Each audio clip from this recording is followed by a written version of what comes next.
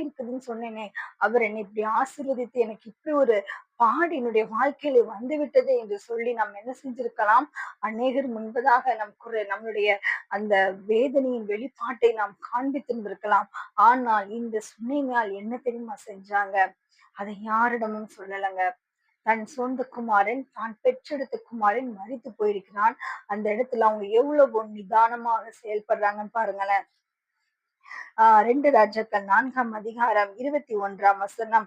அப்பொழுது அவள் ஏறிப்போய் அவனை தேவனுடைய மனுஷன் கட்டிலின் மேல் வைத்து அவன் வைக்கப்பட்ட அறையின் கதவை பூட்டி கொண்டு போய் தன் புருஷனிடத்தில் ஆள் அனுப்பி, நான் சீக்கிரமாய் தேவனுடைய மனுஷன் இருக்கும் இடம் மட்டும் போய் வரும்படி வேலைக்காரரிடத்தில் ஒருவனையும் ஒரு கழுதையும் எனக்கு அனுப்ப வேண்டும் என்று சொல்ல சொன்னாள்.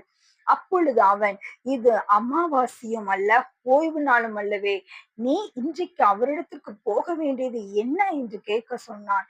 அதற்கு அவள், எல்லாம் சரிதான், நான் போக வேண்டியதா இருக்கிறது என்று சொல்லி அனுப்பி கழுதையின் மேல் சேணம் வைத்து ஏறி தன் வேலைக்காரனை நோக்கி, இதை ஓட்டி கொண்டு போ, நான் உனக்கு சொன்னால் ஒழிய போகிற வழியில் எங்கும் ஓட்டத்தை நிறுத்தாதே என்று சொல்லி புறப்பட்டாள். பிரியமானவர்களே, அவர் 2வது தரமாக அவரை கேட்டு அனுப்புகிறார். ஏன் உனக்கு என்ன அவசரம் அப்படின்னு. ஆனாலும் அவ என்ன சொல்றா, எல்லாம் சரிதான், நான் போய் ஆகணும். அங்க கூட அவ தன் கணவரிடத்துல கூட சொல்லலைங்க, நம்முடைய குமாரன் மரித்து போய் விட்டான் என்று. இன்றைக்கு நாம் என்ன செய்கிறோம்? தேவனுடைய தேவனிடத்துல முதலாவது நம்முடைய குறைகளையும் நம் காரியத்தையும் சொல்லுவதற்கு முன்பதாக நாம் நம் கணவர், நம் மனைவி, நம் குடும்பம் எல்லாரிடத்திலும் நம்ம என்ன செய்யறோம்? முதலாவதாக போய் நம் குறைகளை சொல்லுகிறோம். அவங்களால நமக்கு ஒண்ணுமே செய்ய முடியாது பாருங்களேன். நம்ம பிரச்சனைகளை யாரிடத்தில் முதலாவதாக நம்ம போய் சொல்லுகிறோமோ, அவங்களாலேயே நமக்கு என்ன செய்ய முடியாது? அந்த பிரச்சனைக்கு ஒரு சொல்யூஷனை சொல்ல முடியாது.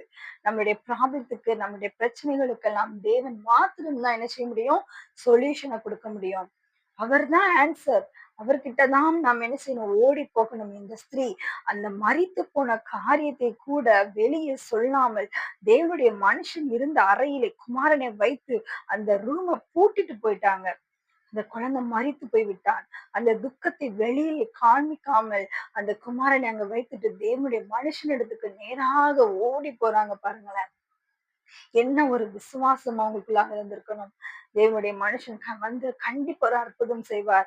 அதற்கு முன்பதாக நம்ம இந்த நெகட்டிவான இந்த காரியத்தை, இந்த தோல்வியான இந்த காரியத்தை நம்ம வெளியில என்ன செய்ய வேண்டாம். அதற்கு முன்பதாக நாம் பரப்ப வேண்டாம். தேவனுடைய நாமம் தூஷிக்கப்படுமே என்று சொல்லி அதை தனக்குள்ளாக அவள் அடக்கி வைத்தாள்.